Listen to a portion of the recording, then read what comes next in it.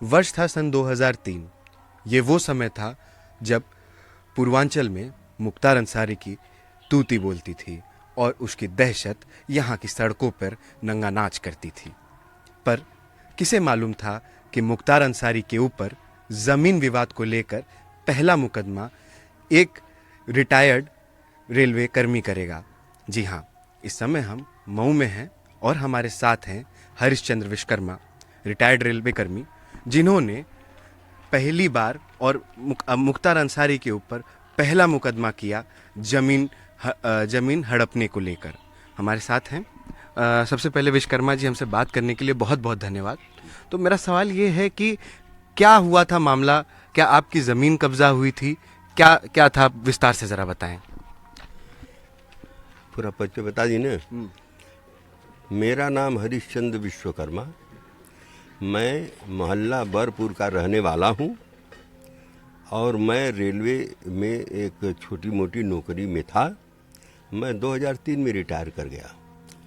ये रिटायर के समय से ये स्कूल कब्जा किया था सरकारी ज़मीन में और ये लोग पर्सनल अपना स्कूल चलाते थे। ये इस स्कूल की बात कर रहे हैं आप? हाँ, स्कूल के ये अपना बना करके लोग चलाते थे। तो स्कूल ही चलता था कि कुछ और होता था यहाँ पर? स्कूल चलता था, स्कूल चलाते थे लोग। और चूंकि हमसे झगड़े से कोई मतलब नहीं था, लेकिन चूंकि गांव में मैं अकेला हूँ, ये सब मौर्य बिरादरी के थे और मौर्य बिरादरी मुख्तार के साथ एक और आदमी मधुबन के परशुराम मौर्य थे, जो कि वो भी इसी तरह से आतंकी आदमी थे। उनका साथ था, उनको मिला के मौर्य बिरादरी मेरे साथ हमको दबाने के लिए हम ईंटा रखे थे घर बनाने के। 2000 ईंटा भी एक टाली ले लिया गया और खड़ंजे में बिछा दिया गया। तब मेरा दिमाग अब ये हुआ कि अब ये लोग हमको भी दबाने की कोशिश कर रहे हैं। मतलब आप अपना घर बनवाने के लिए कुछ ईंटें मंगाए थे और वो ईंटा इन्होंने उस ईंटे से जो है खड़ंजा बिछवा दिया? हाँ, उस जमीन उस खड़ंजा पर बिछवा दिए लोग। अच्छा, क्यों? मतलब क्या रोड नहीं थी क्या, फिर कुछ स्पेशल प्रोग्राम होने वाला था जिस वजह से आपके ईंटें लिए गए? ये जो खड़ंजा बिछवाया गया है, मतलब कि ये हमारी जमीन 1963 में पिता के द्वारा दीवानी से डिग्री आजमगढ़ से कराई गई थी, लेकिन उसको कब्जा करने के लिए, हमको परेशान करने के लिए ये गांव वाले ने ऐसा किए। तो हमने लड़ाई लड़ा और लड़ाई मेरी ये हुई कि हमने स्कूल भी खाली करा दिया। यहाँ पर हमको दिखाने के लिए, समाज को दिखाने के लिए, हमको दहशत हमारे दिल में फैलाने के लिए उनको सिक्के पर तौला गया था। गांव वाले तौले थे इसी स्कूल में? इसी स्कूल में तौले थे सब। और इन लोगों का पूरा, मतलब कुछ आदमी यहाँ हैं। मतलब ये मुख्तार अंसारी के वर्चस्व का प्रदर्शन था कि उसको इस स्कूल में सिक्के से तौला गया था। तो हमारे गांव में एक आदमी है जो कि रामाश्रय, अनिल और सुनील, और ये उनके खास गुर्गे थे। ये आज भी थे, लेकिन चूंकि अब जोगी के नाते वो लोग दबे हुए हैं, मजबूरी है उनकी।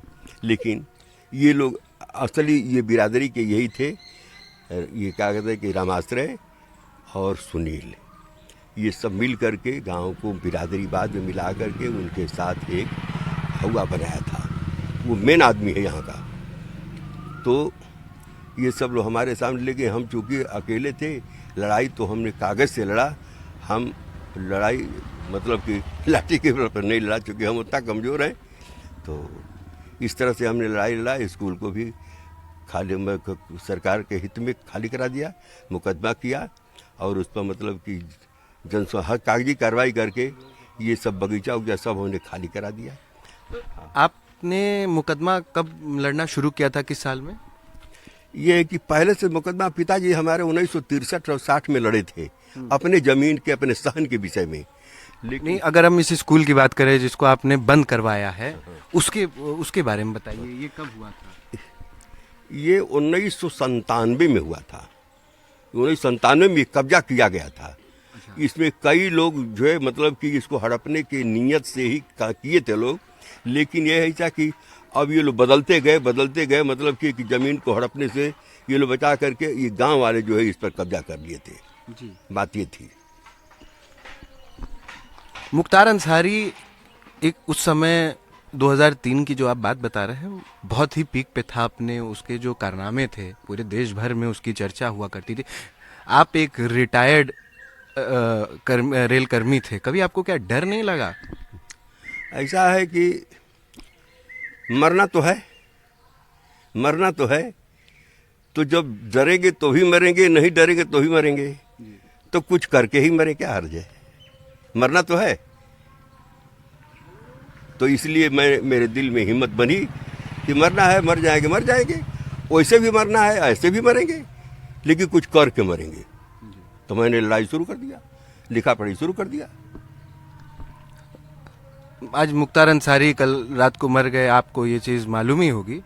जब आपको ये खबर पता चली कि मुख्तार अंसारी अब इस दुनिया में नहीं है, तो आपको क्या लगा, क्या कैसा महसूस हुआ आपको?